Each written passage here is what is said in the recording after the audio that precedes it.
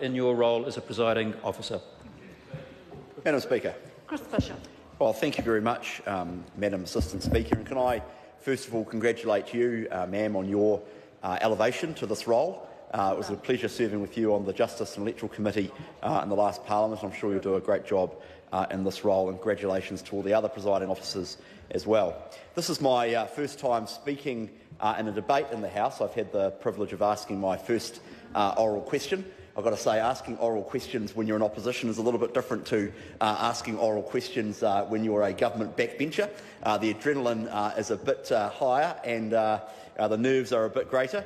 But this is my first time speaking in the House. And I want to acknowledge, secondly, the good people of Hutt South for electing me as their local member. It's an honour and a privilege to have that role. And something that I worked pretty hard for over the last 3 years as a list MP. I've got to say it was a bit of a bittersweet victory. It's when you win an electorate seat, oftentimes you win government. When you win an electorate seat off another party, oftentimes you win government. So it's a bit of a bittersweet victory to win the seat but lose the war. But as I've been saying to people around the hut, ultimately the government did change, and we just have to make the best of it. And what I've said is that where we can work with the government in relation to things in the Hutt Valley, I'm keen to do that. And where I can't work with the government and where I think things are going to take the Hutt backwards, I'll say so. Sir, ma'am, sorry, can I acknowledge the new government and our Prime Minister, Jacinda Ardern? Congratulations on your election to office. All of New Zealand is hoping that you do well and wishing you all the best.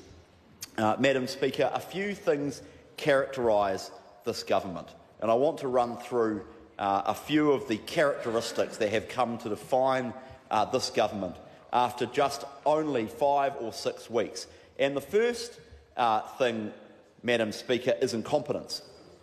And we saw that on the first day with the debacle over electing the Speaker. Now, you wouldn't think that would be particularly difficult for a government to do. You turn up, it's the first day, everyone gets sworn in, you elect the Speaker, and then we go off for lunch. But no, you wouldn't think that would be difficult, but it was for this government, because they didn't have the numbers, or at least they didn't know that they had the numbers, which, as we know in politics on this side of the House, is actually far worse. Always know when you've got the numbers, and they didn't.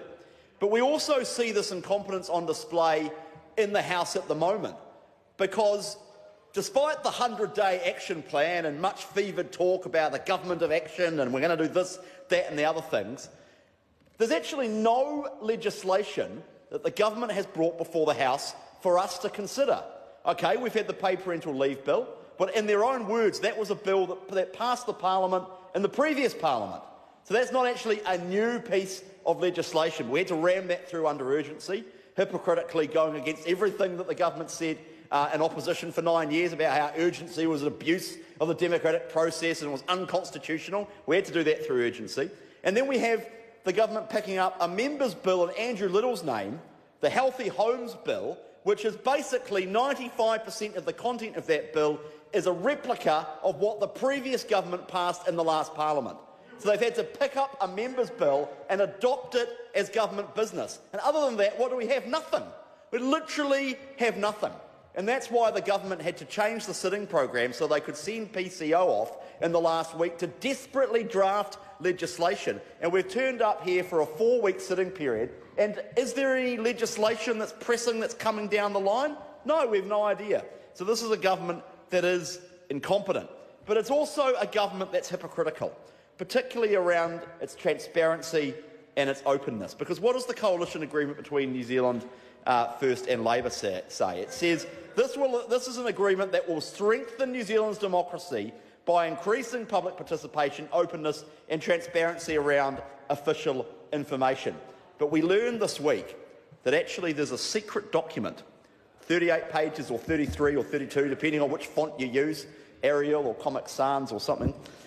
There's a secret document that actually governs how the coalition will operate. And what we hear is that this is a document of precision on various areas of policy commitment and development. And we hear from Mr Peters, the Deputy Prime Minister, that these are directives to ministers with accountability and media strategies to ensure the coalition works. In fact, this document is so important, in the words of the Deputy Prime Minister, that the things contained in the document apparently were the first subject we raised about how we're going to handle a cohesive coalition agreement. I just want to repeat that for the House. The things in this document that the government is refusing to release, the things in this document were the first subject raised by the Deputy Prime Minister in the coalition negotiations.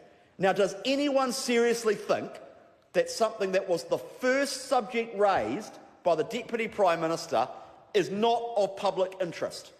Absolutely it is in the public interest, and the Prime Minister's excuses as to why this can't be released are pathetic.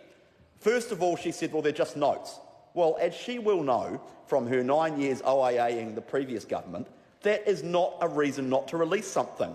Just because something is not a formal document does not make it not official information. And she should go and talk to the Ombudsman about that. So then she says, well, it may be that some areas are unworkable or fiscally irresponsible. Well, again, that is irrelevant. I am sure that some of the things this government want to do will be fiscally irresponsible. I am quite convinced many of the things this government will do will be fiscally irresponsible, but that is no reason to deny their profligate spending plans from the New Zealand people. And then she says, well, we haven't distributed it to ministers. Well, it's irrelevant. Just because ministers don't have it doesn't mean it is not official information. The worst excuse, or the most comical, depending on how you look at it, came from Mr Peters himself. Now, he stood next to Jacinda Ardern at the post-cabinet press conference. I mean, Moses came down from the mountain. He only had 10 commandments, right? But there's a lot in the Old Testament as well. Get it? I'm only here because the Prime Minister asked me to be here. This is not Zimbabwe all over again. Now, I literally have no idea what that even means. But it's certainly not an excuse as to why something that is at the very core of the new coalition government should not be released. So they're hypocritical. And they're arrogant. It's only taken 6 weeks. We had Shane Jones sitting there throughout the previous speeches, bellicosity and belligerence personified, literally waving at Jackie Dean saying, bye-bye, bye-bye. I'm imitating Shane Jones from about 45 minutes ago. Bye-bye, bye-bye to opposition members. I mean, the arrogance on display after just 6 weeks is just unbelievable, Madam Speaker. The responses to written questions. Chris Hipkins says it's parliamentary spam. I have asked Stuart Nash for who he met with on a particular day, and he said, you need to be more specific. OK? I asked him who he met with during a particular hour-long period, refused to answer. I mean, the arrogance is breathtaking.